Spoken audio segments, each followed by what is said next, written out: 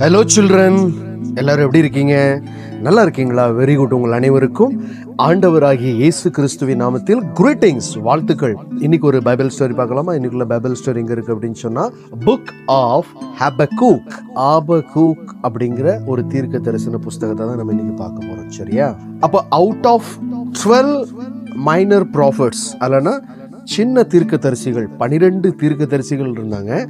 அவங்க இதுல அந்த புக்ஸ், அந்த வரிசையில் நம்ம பார்த்தோம்னு சொன்னால், இந்த புக் ஆஃப் ஹபக்கூக் அல்லது இந்த ஆபக்கூக் தீர்க்கதரிசியின் புஸ்தகம் 8வது வரிசையில் வருது. சரியா? நம்பர் 8. அப்போ இந்த ஹபக்கூக் யாரு? அவரை குறித்து ஒரு பெரிய பேக்ரவுண்ட் டீட்டெயில்ஸ் எதுவுமே கிடையாது. ஆனால் he is a singer அல்லது நல்ல ஒரு பாடல் எழுதுகிறவர் அப்படின்னு சொல்லி நம்ம எதில் பார்க்குறோம்? 3rd chapter லாஸ்ட் வேர்ஸில் நம்ம பார்க்குறோம். சரியா? அப்போ இவருடைய ப்ராஃபஸியில் என்ன அப்படின்னு சொல்லி நம்ம பார்த்தோம்னு சொன்னால், இவர் டைரக்டா ஆண்டவரோடு கூட பேசுகிற காரியத்தை குறித்து தான் நம்ம பார்க்க போகிறோம். சரியா? அப்போ அவர் என்ன பேசுகிறாரு, ஆண்டவர்கிட்ட என்ன கேட்குறாரு அப்படின்னு சொல்லி நம்ம பார்த்தோம்னு சொன்னால், how long will I cry for help and you won't hear? 1ஆம் அதிகாரம் 2ஆம் வசனத்தில் இருக்குது, கர்த்தாவே, நான் எதுவரைக்கும் உம்மை நோக்கி கூப்பிடுவேன், நீர் கேளாமல் இருக்கிறீரே. அப்போ 2வது அதிகாரத்தில் ஆண்டவருடைய பதில் வருது. அப்போ ஆண்டவருடைய பதில் என்ன மாதிரி வருது அப்படின்னு சொல்லி நம்ம பார்த்தோன்னு சொன்னால், I am doing something that you wouldn't even believe if I told you. 2ஆம் அதிகாரம் 3ஆம் வசனத்தில், குறித்த காலத்துக்கு தரிசனம் இன்னும் வைக்கப்பட்டிருக்கிறது, முடிவிலே அது விளங்கும். இப்போ புரியாது, கடைசியிலான கட்டாயமாக என்ன பண்ணும், உங்களுக்கு புரியும். அப்போ இந்த ஹபக்கூக் ஆண்டவரை குறித்து நல்லா தெரிஞ்சு வச்சிருக்கிறாரு.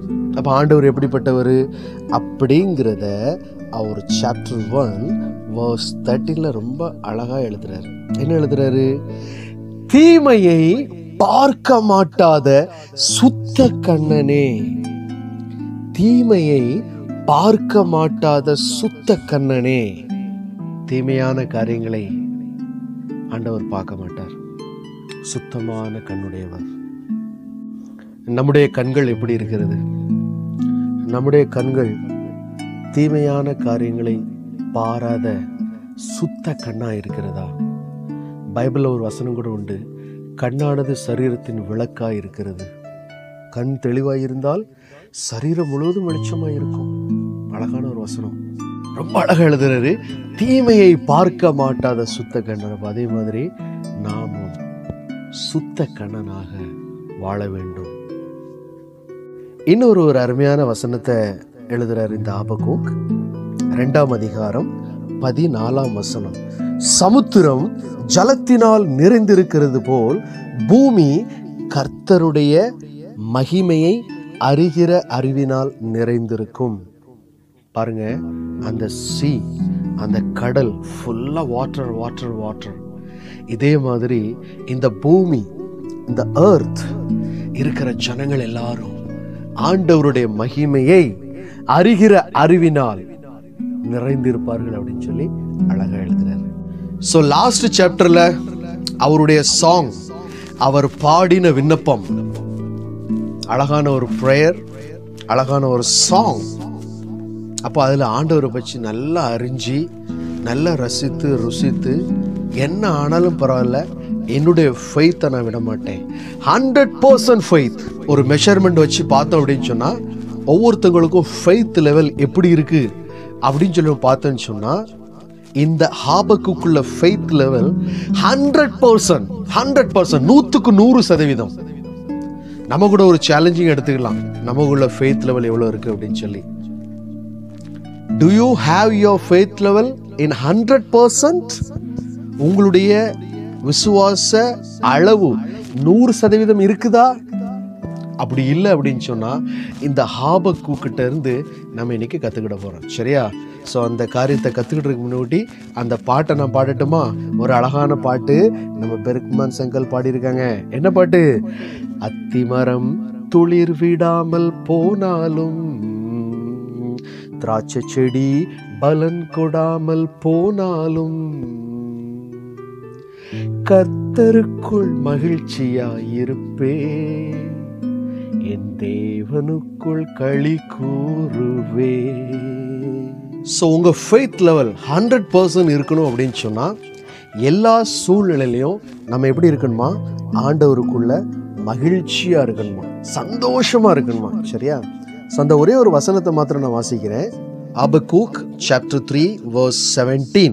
Though the fig tree does not bud, and there are no grapes on the vines, though the olive crop fails, and the fields produce no food, though there are no sheep in the pen, and no cattle in the stalls. 18 வசனம்.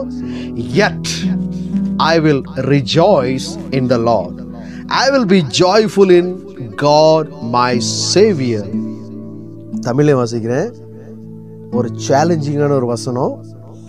அத்திமரம் துளிர்விடாமல் போனாலும், திராட்சை செடிகளில் பழம் உண்டாகாமற் போனாலும், ஒலிவ மரத்தின் பலன் அற்று போனாலும், வயல்கள் தானியத்தை விளைவியாமற் போனாலும், கிடையில் ஆட்டு மந்தைகள் முதலற்று போனாலும், தொழுவத்திலே மாடு இல்லாமல் போனாலும். 18 வசனம்.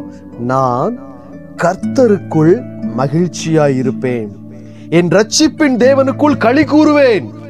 பாருங்க, அத்திமரம் துளிர் விடாமல் போனாலும், எங்கேயுமே ஒரு பாசிட்டிவான ஒரு பிளெஸ்ஸிங்கான வசனம் மாதிரி நம்ம இதை சொல்ல முடியாது. சரியா? நம்ம நல்ல அழகான ஒரு தோட்டம் வச்சுருக்கோம், அதில் பழம் இல்லை அப்படின்னு சொன்னால் நம்மளால் சந்தோஷமாக இருக்க முடியுமா? நம்மக்கிட்ட நல்ல ஃப்ளாக்ஸ் இருக்குது, பட் அந்த ஃப்ளாக்ஸில் ஷீப்ஸ்லாம் இல்லைன்னா நம்மளால் சந்தோஷமாக இருக்க முடியுமா? நல்ல வயல் இருக்குது, ஃபீல்ட்ஸ் இருக்குது, பட் அதில் நமக்கு ரைஸு வீட்ஸு கோதுமை எதுவுமே இல்லாமல் இருந்தால் நம்மளால் சந்தோஷமாக இருக்க முடியுமா? பரீட்சையில் ஃபெயில் ஆனால் நம்மளால் சந்தோஷமாக இருக்க முடியுமா? பிஸ்னஸில் லாஸ் ஆனால் நம்மளால் சந்தோஷமாக இருக்க முடியுமா? லைஃப்பில் ப்ராப்ளம் ஆனால் நம்மளால் சந்தோஷமாக இருக்க முடியுமா? லைஃபே ட்ராஜடியாக இருந்தால் நம்மளால் சந்தோஷமாக இருக்க முடியுமா? ஹாபக்குக் சொல்கிறாரு, என்ன ஆனாலும் பரவாயில்ல, நான் கர்த்தருக்குள் மகிழ்ச்சியாக இருப்பேன். ஸோ ஒரு சேலஞ்சிங் லைஃப் நம்ம வாழ போகிறோம். நம்முடைய ஆண்டவர் மேலே உள்ள அந்த ஃபெய்த் லெவல் 100% வைங்க. என்ன பிரச்சனை வந்தாலும் நான் ஆண்டவரை விட்டு விலக மாட்டேன், நான் ஆண்டவருடைய வழியில தான் நடப்பேன். ஆண்டவர் நம்மளை கைவிட மாட்டார், அது உறுதி. ஆனாலும் நான் ஆண்டவரை விட்டு விலக மாட்டேன், என்ன ஆனாலும் பரவாயில்ல அப்படின்னு சொல்லி ஒரு டிசிஷன் இன்னைக்கு எடுக்க போறோம். சரியா? நம்ம ஆண்டவர் நம்மோடு கூட எப்பொழுதும் இருப்பார்.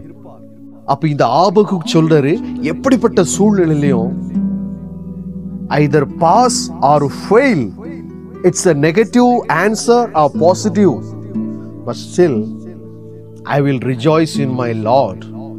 நான் கர்த்தருக்குள் மகிழ்ச்சியாய் இருப்பேன் அப்படின்னு சொல்றாரு. அப்ப அதுக்கு ஒரு முக்கியமான காரணம் என்னமா இருக்கும்? அதுதான் நம்ம இன்னைக்கு பார்க்க போறோம். அவர் என்ன சொல்றாரு? The Lord is my strength.